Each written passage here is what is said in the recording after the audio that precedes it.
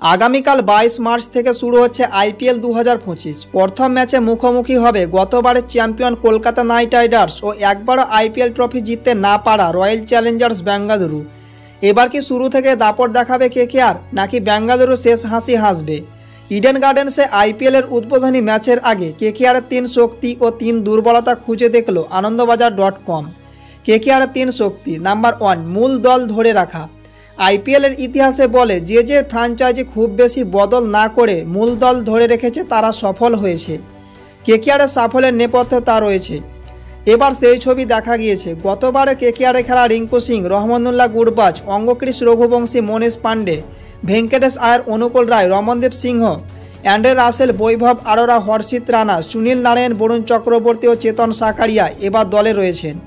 অর্থাৎ 21 জনের মধ্যে 13 জন পুরনো। তাদের মধ্যে বোঝাপড়া আগে থেকেই রয়েছে, নতুন করে তৈরি করতে হয়নি। কে কেমন খেলেন সেটাও কোচ চন্দ্রকান্ত পণ্ডিত ভালোভাবে জানেন।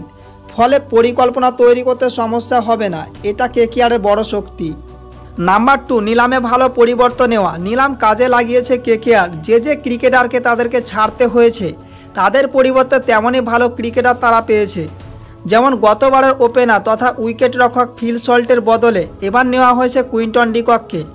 দীর্ঘদিনের পোড়া খাওয়া ক্রিকেটার তিনি। বাঁহাতি মিচেল স্টার্কের বদলে তাদের দেশেরই বাঁহাতি স্পেন্সার জনসনকে নেওয়া হয়েছে। রয়েছেন অভিজ্ঞ অন্ড্রিক নোকিয়া। মিডল অর্ডারের শ্রেয়াস আয়ারের জায়গায় অভিজ্ঞ অজিঙ্কা রাহানে খেলতে পারেন। অর্থাৎ ক্রিকেটার চলে যাওয়ায় দল দুর্বল হয়ে পড়েনি, উল্টে আরও শক্তিশালী হয়েছে। নাম্বার 3, অধিনায়ক রাহানের অভিজ্ঞতা। এবারও একদেশীয় অধিনায়কের ওপর ভরসা রেখেছে কেকেআর। গতবার শ্রেয়াস আয়ার দলকে চ্যাম্পিয়ন করলেও এবার তাকে ছেড়ে দিয়েছে কলকাতা। রাহানে আইপিএলে অধিনায়ক হিসেবে তত সফল না হলেও তার নেতৃত্বের অভিজ্ঞতা শ্রেয়াসের থেকে বেশি। ভারতের অধিনায়কত্ব করেছেন তিনি, বিদেশের মাটিতেও সফল হয়েছেন। ঘরোয়া ক্রিকেটে মুম্বাইকে সাফল্য এনে দিয়েছেন। মাথা ঠান্ডা রেখে খেলেন, কঠিন পরিস্থিতিতে দলকে সামলাতে পারেন। রাহানের এই অভিজ্ঞতা কেকেআরের আরও বড় শক্তি। এবার দেখে নেওয়া যাক কেকেআর টিমের 3 দুর্বলতা। নাম্বার 1, বিদেশি পেসারদের অভিজ্ঞতা কম।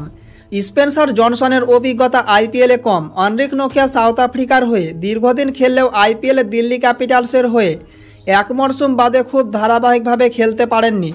তিনি চোটপ্রবণ, সবে চোট সারিয়ে ফিরেছেন। ফলে তিনি কতটা ছন্দে থাকবেন তা নিয়ে সংশয় রয়েছে।